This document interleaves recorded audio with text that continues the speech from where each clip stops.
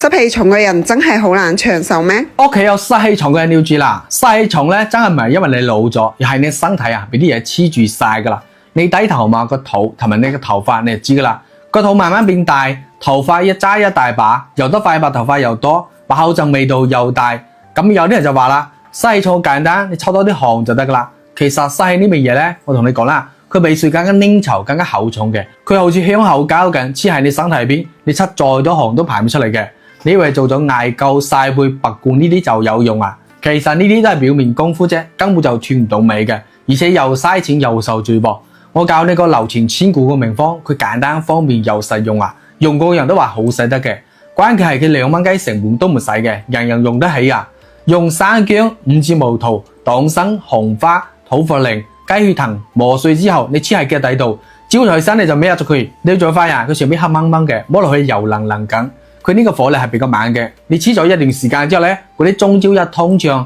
你就能通一身陽氣，散一身寒濕，你嘅面色啊慢慢紅潤嘅，身體都會暖翻噶啦。咁自己如果懶得搭配，唔想自己去準備材料去做嘅話，喺左下角啊有搭配好嘅成品噶啦，佢入邊啊仲加咗獨活啦、葡萄籽啦、呢貝殼粉啦呢啲有益嘅草本嘅，佢一下邊足足有30貼，一日先至幾毫子啫。有需要嘅朋友趁依家抵買啊，快啲帶翻用起身啦，希望能夠幫到大家。